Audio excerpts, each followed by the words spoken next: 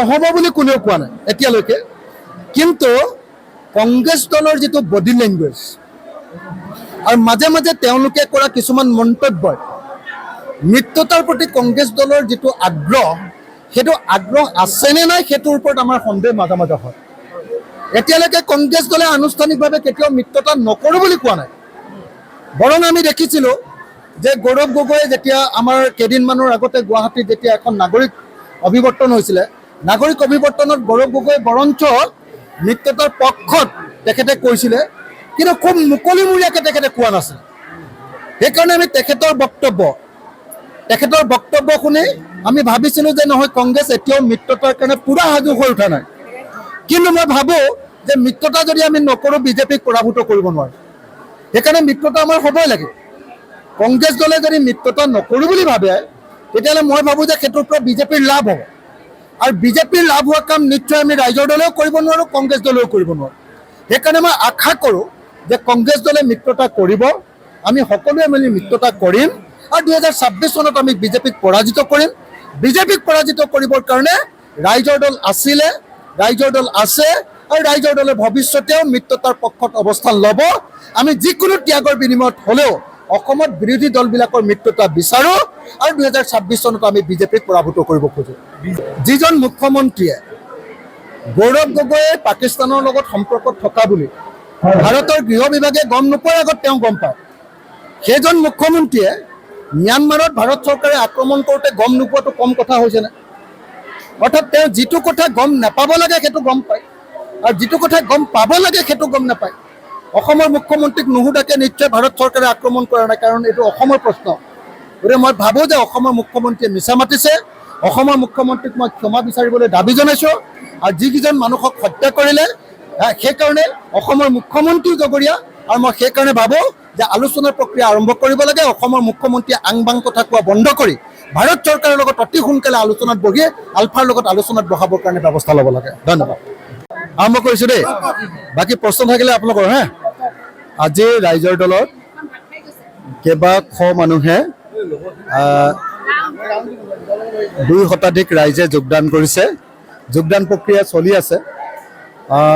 ৰাইজৰ দলৰ আমাৰ যি 2026 চনৰ কাৰণে শিৱসাগৰ বিধানসভা সমষ্টিটোৰ যিটো নিৰ্বাচনী প্ৰস্তুতি, সেই নিৰ্বাচনী প্ৰস্তুতিৰ অংশস্বৰূপে আজি আমি এই যোগদান কাৰ্যসূচী কৰাইছোঁ। এই যোগদান কাৰ্যসূচী আজি কমেও 300মান মানুহে যোগদান কৰিব। যোগদান চলি আছে, আপোনালোকে দেখিছে, সকলোৱে দেখিছে, যোগদান কাৰ্যসূচী চলি আছে। তো ৰাইজৰ দলৰ প্ৰতি এনেকৈয়ে মানুহৰ আগ্ৰহ বৃদ্ধিয়ে আমাক উৎসাহিত কৰিছে। আমি আশা কৰিম যে 2026 চনত 2021 চনত যেনেকৈ শিৱসাগৰৰ মানুহে আমাক কোনো ৰাজনৈতিক দলৰ সমৰ্থন নোহোৱাকৈ, বিজেপিয়ে আমাৰ বিৰোধিতা কৰিছিলে, কংগ্ৰেছে আমাৰ বিৰোধিতা কৰিছিলে, কিন্তু তাৰ পাছতো শিৱসাগৰৰ ৰাইজৰ আশীৰ্বাদত আমি জিকিছিলোঁ। এইবাৰো যাতে অন্য যিকোনো ৰাজনৈতিক দলে বিৰোধিতা কৰাৰ পাছতো শিৱসাগৰৰ ৰাইজে যাতে আমাক আশীৰ্বাদ দিয়ে, আমি যাতে জিকিব পাৰোঁ, তাৰ কাৰণে আমি ৰণকৌশল ৰচনা কৰিছোঁ। তাৰ কাৰণে ৰাইজৰ উৎসাহজনক সমৰ্থন আমি লাভ কৰিছোঁ। আৰু আজি দেখিছে যে নিজে আজি 3 শতাধিক ৰাইজে আহি আমাৰ ইয়াত যোগদান কাৰ্যসূচীত অংশগ্ৰহণ কৰিছে।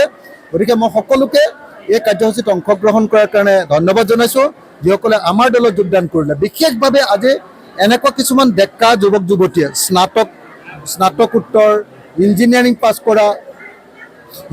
পাছ কৰা কিছুমান এনেকুৱা ধৰণৰ বিশেষ ধৰণৰ ডিগ্ৰীধাৰী কিছুমান ছাত্ৰ ছাত্ৰীয়ে আজি আমাৰ দলত, যুৱক যুৱতীয়ে আমাৰ দলত যোগদান কৰিছে।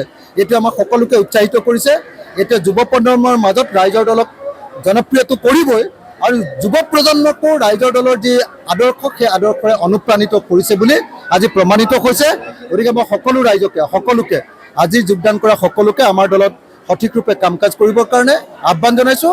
আৰু আমাৰ দলত সকলোকে যোগ্যতা অনুসৰি তেওঁলোকক পদবী দিয়া হ'ব, আৰু মুকলিমূৰীয়াকৈ যাতে দলৰ সৈতে তেওঁলোকে কাম কৰিব পাৰে তাৰ কাৰণে চেষ্টা কৰিব।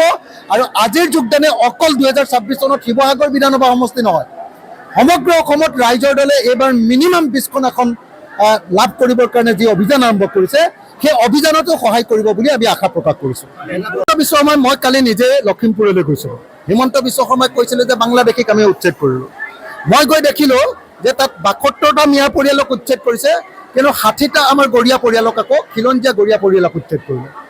20টা আদিবাসী আমাৰ খিলঞ্জীয়া আদিবাসী চাহ জনগোষ্ঠীৰ পৰিয়ালক আমাৰ উচ্ছেদ কৰিলে, 3টা আহোম পৰিয়ালক উচ্ছেদ কৰিলে আৰু 19 ঘৰ আহোম পৰিয়ালৰ মাটি বাৰী এইবিলাক ধ্বংস কৰিলে, কলিতা পৰিয়াল এটাক উচ্ছেদ কৰিলে, অনুসূচিত জাতি কৈৱৰ্ত পৰিয়ালক এটা উচ্ছেদ কৰিলে আৰু এনেকৈ অসমৰ খিলঞ্জীয়া ভূমিপুত্ৰ মানুহবিলাকক তেওঁলোকে উচ্ছেদ কৰিলে।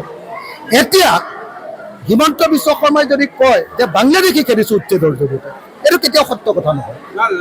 গতিকে আৰু যিবিলাক মানুহক উচ্ছেদ কৰিলে, মই লখিমপুৰলৈ নিজে গৈছোঁ, এটা অঞ্চলত য'ত আচলতে মিয়া মানুহবিলাক আৰু আদিবাসী মানুহবিলাকক উচ্ছেদ কৰিলে, তাততো দেখিছোঁ যে 20 ঘৰ আদিবাসী মানুহৰ ভিতৰত 20 ঘৰ মানুহেই ভূমিহীন, এক টুকুৰাও মাটি নাই। অঁ, 4 ঘৰ আপোনাৰ আমাৰ আহোম মানুহ উচ্ছেদ কৰিলে, 4 ঘৰ মানুহৰ ভিতৰত 4 ঘৰ মানুহেই ভূমিহীন, অন্য কোনো ঠাইত মাটি নাই। কৈৱৰ্ত মানুহৰ পৰিয়ালটোক উচ্ছেদ কৰিলে, এটা পৰিয়াল তেওঁলোক ভূমিহীন। মিয়া পৰিয়াল 72টাক উচ্ছেদ কৰিলে, তাৰে যিখিনি মানুহক পৰিয়ালক পালোঁ, মইতো 20টা পৰিয়াল মানুহ কালি লগ ধৰিলোঁ, এই 20টা পৰিয়ালেই ভূমিহীন। গতিকে মুখ্যমন্ত্ৰীয়ে কোৱা যে ভূমিহীন নহয় লেণ্ডলৰ্ড হয়, লেণ্ডলেছ নহয় লেণ্ডলৰ্ড হয়, মুখ্যমন্ত্ৰীৰ এই কথাবিলাক মিথ্যাচাৰৰ নামান্তৰ। তেওঁ এজন মিছলীয়া মুখ্যমন্ত্ৰী, তেওঁ এজন জনগণ বিৰোধী মুখ্যমন্ত্ৰী, তেওঁ দুখীয়া বিৰোধী মুখ্যমন্ত্ৰী।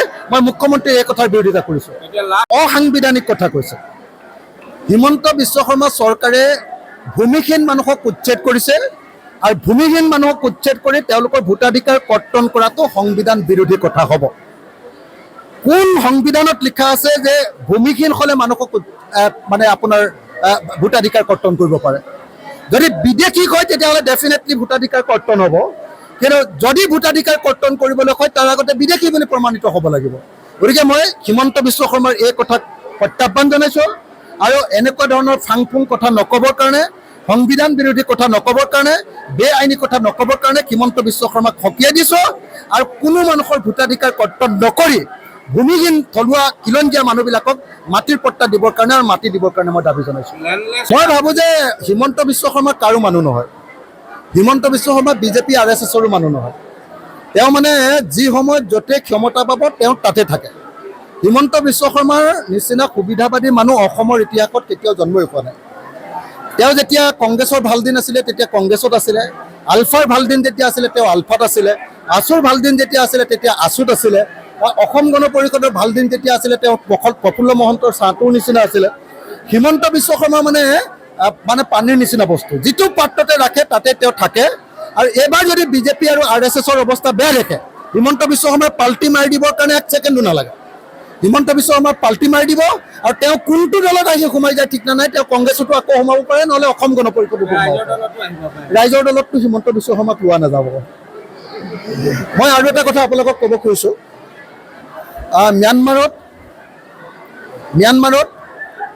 আলফা স্বাধীনৰ ওপৰত ভাৰত ৰাষ্ট্ৰই যি আক্ৰমণ কৰিছে, আমি সেই আক্ৰমণক নিন্দা কৰিছোঁ আৰু আক্ৰমণৰ জৰিয়তে নহয়, হত্যাৰ ৰাজনীতিৰ জৰিয়তে নহয়, বন্দুকৰ ৰাজনীতিৰে নহয়, আলফা স্বাধীনৰ লগত আলোচনাৰ জৰিয়তে অসমৰ আলফা সমস্যাটোৰ এটা স্থায়ী মীমাংসা কৰিবৰ কাৰণে আমি ভাৰত চৰকাৰক আহ্বান জনাইছোঁ। ভাৰত চৰকাৰে এতিয়া শান্তিপূৰ্ণ গণতান্ত্ৰিক সমাধানৰ পৰিৱৰ্তে অস্ত্ৰ শস্ত্ৰৰে মানুহক মাৰি বিদ্ৰোহীসকলক হত্যা কৰি এতিয়া আলোচনাৰ প্ৰক্ৰিয়াটোক বাধাগ্ৰস্ত কৰিবৰ কাৰণে যি যত্ন কৰিছে আৰু সেই সুযোগত আলফাই আকৌ অসমত বোমা বাৰুদ কৰিম বুলি যিধৰণে ঘোষণা কৰিছে, আমি দুয়োটাকে কোনোপধ্যে নকৰিবৰ কাৰণে, এই দুয়োটা কাম নকৰিবৰ কাৰণে দুয়োটা মানে আমি ভাৰত চৰকাৰক আৰু আলফা দুয়োটা সংগঠন বা দুয়োটা অনুষ্ঠানকে আমি আহ্বান জনাইছোঁ আৰু আশা কৰিম ভাৰত চৰকাৰে এনেকৈ অসমীয়া ডেকা নিধন কৰাৰ পৰিৱৰ্তে অসমৰ আলফা সমস্যাটোৰ সমাধান কৰিবৰ কাৰণে তেওঁলোকৰ লগত আলোচনাত বহক আৰু আলোচনাত বহি এটা ৰাজনৈতিক সমাধান কৰক। আলফাৰ বেছিভাগ মানুহেই যেতিয়া ওলাই আহিলে, এতিয়া এই গ্ৰুপটোৱেও নিশ্চয় আলোচনাত বহিব আৰু মই ভাবোঁ যে তেওঁলোকৰ লগতো আলোচনা কৰি এটা শান্তিপূৰ্ণ মীমাংসা কৰিবৰ কাৰণে আগবাঢ়ি যাব লাগে। আমাৰ অসমীয়া ডেকাক হত্যা কৰাটো আমি কেতিয়াও নিবিচাৰোঁ। বৰা আৰু কেশৱ মহন্তইহে কেৱল মানে বিজেপিৰ লগত থাকি কেৱল সুবিধা, যিকোনো সুবিধা লাভ কৰিছে, তাকো বহুত বেছি পাৱাৰ দিয়া নাই। ডাঙৰ ডাঙৰ ঠিকাবিলাক চব মানে হিমন্ত বিশ্ব শৰ্মাই ঠিকাদাৰবিলাকক দিয়ে। সৰু সৰু কিবা কিবি দুই এটা লাভ খাবলৈ দিছে বিজেপিয়ে অসম গণ পৰিষদক, অতুল বৰা আৰু কেশৱ মহন্তৰ ভায়েক তায়েকবিলাকক ঠিকা টুকলি ল'বলৈ দিছে। কিন্তু মই আপোনালোকক এটা কথা কৈ দিওঁ, যে অসম গণ পৰিষদৰ তৃণমূল পৰ্যায়ৰ কৰ্মী আৰু নেতাবিলাকে এইবাৰ অসম গণ পৰিষদক ইমান আত্মসমৰ্পণ কৰিবলৈ অনুমতি নিদিব। অকল অতুল বৰা আৰু অকল কেশৱ মহতৰ কথা মতে অসম গণ পৰিষদটোক বিজেপিৰ ওচৰত বিক্ৰী কৰিবলৈ নিদিব। আৰু সেইকাৰণে মই ভাবোঁ যে আগন্তুক সময়ত 2026 চনত অসমৰ ৰাজনীতি একদম ওলট পালট হৈ যাব পাৰে। গোটেই আমাৰ আঞ্চলিক দলবিলাক আমি একলগ হৈ যোৱাৰ চান্স আছে। যিদিনাই অসম গণ পৰিষদে বিজেপিৰ পৰা ওলাই আহিব, যিদিনাই তেওঁলোকে ক'ব যে আমি কাক সমৰ্থন নকৰোঁ, যিদিনাই তেওঁলোকে ক'ব যে অসমৰ আঞ্চলিক স্বাৰ্থৰ প্ৰতি আমি দায়বদ্ধ, আকৌ হ'ম, আমি ভুল কৰিছিলোঁ, সেইবুলি যিদিনাই ক'ব সেইদিনাই আকৌ আঞ্চলিক ঐক্য আকৌ গঢ়ি উঠিব। আৰু যিদিনাই আঞ্চলিক ঐক্য গঢ়ি উঠিব সেইদিনাই বিজেপিৰ অসমত মানে আয়ুস টুটি আহিব আৰু সেইদিনাই আমি বিজেপিক বিদায় দিবৰ কাৰণে সক্ষম হ'ম। অসম গণ পৰিষদে বিজেপিক এৰি আহে, বিজেপিয়ে তেওঁলোকৰ ওপৰত জাপি দিয়া যিখন সেইখনক যদি তেওঁলোকে অস্বীকাৰ কৰি দিয়ে, তেওঁলোকে নামানো বুলি কৈ দিয়ে, আৰু বিজেপিয়ে যিটো হিন্দুত্ববাদীৰে আদৰ্শৰে তেওঁলোকক সম্পূৰ্ণৰূপে ম্লান কৰি দিছিলে, ধ্বংস কৰি দিছিলে, আদৰ্শবিহীন কৰি দিছিলে, সেইটোৰ পৰা আঁতৰি আহি আকৌ যদি তেওঁলোকে দুখ স্বীকাৰ কৰি অনুতপ্ত হয়, ডেফিনেটলি আমি একেলগে কাম কৰিবলৈ কৈ দিছোঁ। আমাৰ মাজত আমি নতুনকৈ মিত্ৰতা কৰিবলৈ লৈছোঁ, অকণমান ফেৰুগেৰু চলি আছে, বেলেগ কথা এইটো থাকিবই। নতুনকৈ মিত্ৰতা কৰিবলৈ ল'লে অলপ পাৰ্থিত্বকেন্দ্ৰিক সংঘাত আৰু বিভিন্ন ধৰণৰ কথাৰ মাজেদি কিছু এনেকুৱা থাকে। কিন্তু মই আপোনালোকক লিখি দিব পাৰোঁ যে এইবাৰ বিজেপিয়ে অসম গণ পৰিষদ দলক জিকিব পৰা 9টাতকৈ বেছি আসন এইবাৰ নিদিয়ে।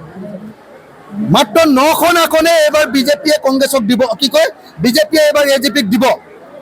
এজিপিক খতম কৰিবৰ কাৰণে, এজিপিক অসমত অপ্ৰাসংগিক কৰিবৰ কাৰণে আৰু বেছিভাগ আসনতে এজিপিক হৰুৱাই বিজেপিৰ ডেমি কেণ্ডিডেটে জিকিবৰ কাৰণে এইবাৰ বিজেপিয়ে প্লেন কৰিছে।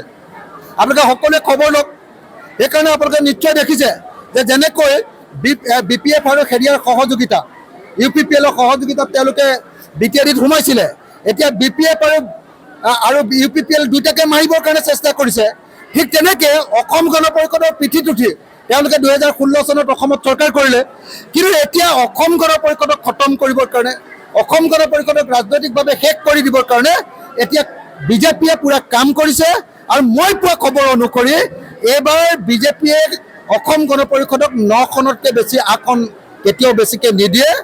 জিকিব নোৱাৰা আন মুছলমান চিট কিছুমান, সংখ্যালঘু চিট কিছুমান দিব পাৰে, য'ত বিজেপিয়ে ক'তো কণ্টেষ্ট কৰিবই নোৱাৰে আৰু এজিপিয়ে কোনোদিন জিকিবই নোৱাৰে, কণ্টেষ্টত কোনোদিন নাহে, তেনেকুৱা আসন দিব পাৰে। তাৰ বাহিৰে মই ভাবোঁ, মই জনামতে এইবাৰ বিজেপিয়ে অসম গণ পৰিষদক কেৱল আৰু কেৱল 9খন আসন এৰি দিব। আনকি প্ৰদীপ হাজৰিকাকো আসন নিদিয়ে মই জনামতে। আনকি এই মুহূৰ্তত পুনাকণ বৰুৱা নিজে MLA হৈ আছে, তেওঁকো আসন নিদিবৰ কাৰণে তেওঁলোকে লাগি আছে। দেৰগাঁৱত ভৱেন বৰালী MLA হৈ আছে, তেওঁকো আসন নিদিবৰ কাৰণে, চিট নিদিবৰ কাৰণে বিজেপিয়ে লাগি আছে। মুঠতে উজনি অসমত এইবাৰ চাগে বোকাখাত সমষ্টিটোৰ বাহিৰে বাকী ক'তো চাগে বিজেপিয়ে এজিপিক চিট এৰি নিদিয়ে। গতিকে আপোনালোকে যি সময়ত আমাৰ ৰাইজৰ দল আৰু কংগ্ৰেছৰ কথা বাতৰি প্ৰচাৰ কৰি আছে, সেই সময়ত মই ভাবোঁ যে অসম গণ পৰিষদ আৰু বিজেপিৰ মাজত চলি থকা সংঘাতৰ বিষয়ে আপোনালোকে বাতৰি প্ৰচাৰ কৰা উচিত। তেওঁলোকৰ মাজত সাংঘাতিক ধৰণৰ সংঘাত চলি আছে, কাজিয়া চলি আছে, আৰু এই সংঘাতৰ পৰিপ্ৰেক্ষিতত যিকোনো মুহূৰ্ততে অসম গণ পৰিষদে বিজেপিৰ পৰা ওলাই অহাৰো চান্স আছে। যদি অসম গণ পৰিষদ মৰি যোৱা নাই, অসম গণ পৰিষদে যদি 100% আত্মসমৰ্পণ কৰি দিয়া নাই, তেতিয়াহ'লে তেওঁলোক হয়তো কোনোবা দিন ওলাই আহিব পাৰিব পাৰে।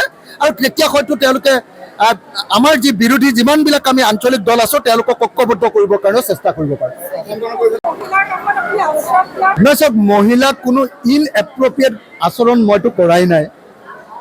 আপোনালোকে সকলোৱে জানে যে অখিল গগৈয়ে মহিলাৰ প্ৰতি আটাইতকৈ সন্মান প্ৰদৰ্শন কৰা এজন নাগৰিক বা এজন ৰাজনীতিক বা আপুনি এটা দলৰ সভাপতি বুলি ক'ব পাৰে। গতিকে মহিলাৰ প্ৰতি মোৰ আচৰণ কেতিয়াও বেয়া নহয়েই।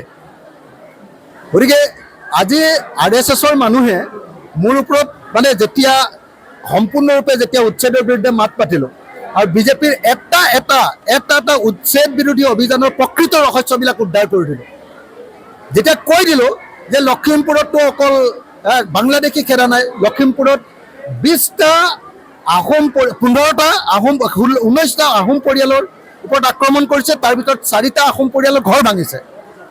20টা আদিবাসী পৰিয়ালৰ সম্পূৰ্ণ ঘৰ ভাঙি চুৰমাৰ কৰি দিছে আদিবাসী চাহ জনগোষ্ঠীৰ পৰিয়ালৰ। তাতে এটা কলিতা পৰিয়ালৰ ঘৰ ভাঙি শেষ কৰি দিছে। অনুসূচিত জাতি কৈবৰ্ত পৰিয়ালৰ এটা ঘৰ ভাঙি শেষ কৰি দিছে। গৰীয়া মানুহৰ 60টা ঘৰ ভাঙি শেষ কৰি দিছে আৰু মাত্ৰ 72টা ঘৰহে মিয়া মানুহৰ বা মুখ্যমন্ত্ৰীয়ে কোৱা তথাকথিত বাংলাদেশী ঘৰ উচ্ছেদ কৰিছে। গতিকে 72টা তথাকথিত বাংলাদেশী ঘৰ উচ্ছেদ কৰিবলৈ গৈ 72টাতকৈ বহুত বেছি আমাৰ খিলঞ্জীয়া মানুহৰ ঘৰ তাত ভাঙি দিলে লখিমপুৰত। এই ৰহস্যবিলাক ভেদ কৰি দিয়াৰ পাছত বিজেপি আৰু RSSৰ মূৰৰ কামৰণি হৈছোঁ আমি। সেইকাৰণে উচ্ছেদ পীড়িত মানুহৰ ওচৰত যেতিয়া খবৰ ল'বলৈ গৈছোঁ, তেতিয়া মহিলাবিলাকক যেতিয়া আমি মৰম কৰিছোঁ, মহিলাবিলাকে যেতিয়া আমাক সাৱটি ধৰিছে, সাৱটি ধৰাটোকে আমি মহিলাৰ প্ৰতি ইনএপ্ৰপ্ৰিয়েট আচৰণ কৰিছোঁ বুলি তেওঁলোকে আমাৰ ওপৰত গোচৰ দিছে। মই ভাবোঁ যে নেশ্যনেল উইমেন কমিশ্যনে নিশ্চয় বিষয়টো বুজি উঠিছে আৰু নিশ্চয় নেশ্যনেল উইমেন কমিশ্যনে মোৰ ওপৰত কোনো ধৰণৰ বক্তব্য নিদিব বা মোক নামাতিব, মোৰ লগত এই সম্পৰ্কে কোনো ধৰণৰ যোগাযোগো নকৰিব বুলি মই ভাবোঁ। কাৰণ আপোনালোকে ফটোবিলাক দেখিলেই দেখিবলৈ পাব যে মোৰ মাৰ সমান বয়সৰ মহিলাই যেতিয়া কান্দিছে, মোৰ আইতাৰ সমান বয়সৰ মহিলাই যেতিয়া মোৰ গাত ধৰি কান্দিছে, তেতিয়াতো মই তেখেতসকলৰ প্ৰতি সহানুভূতি প্ৰদৰ্শন কৰিবই লাগিব। সেইটোতো কেতিয়াও ইনএপ্ৰপ্ৰিয়েট আচৰণ হ'ব নোৱাৰে। মই ভাবোঁ যে বিজেপি আৰু RSSৰ এই ষড়যন্ত্ৰ উফৰি যাব। কোটি কোটি টকা থকা ব্যক্তি যেনে ঘৰতে বহি থাকে, কিন্তু আমাৰ দলৰ পৰিচয় এই কোটি কোটি টকা থকা জনে নাপাব। এই কাম কৰা দৰিদ্ৰজনে আমাৰ তাত সমাজত স্থান পাব, দলত স্থান পাব। আমাৰ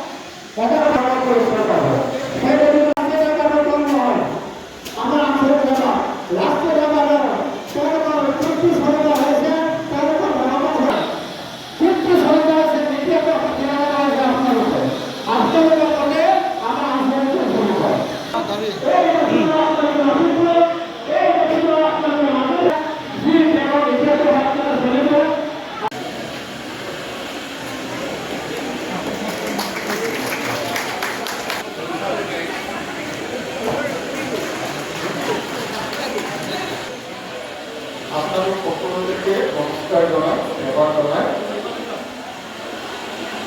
মই চমুকৈ কেইটামান কথা ক'বলৈ আৰম্ভ কৰিব।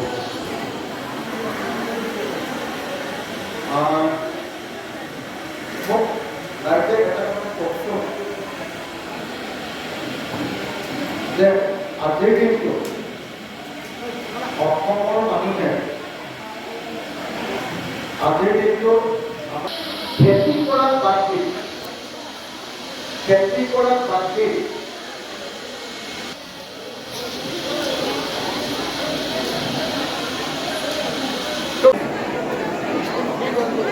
আগলা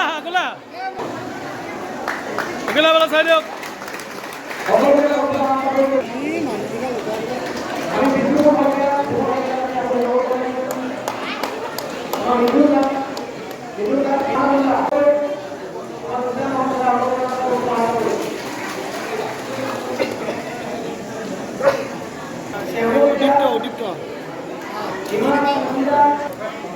ঠিক আছে এইবিলাক চাই দিবা ফটো ওলাব বঢ়িয়া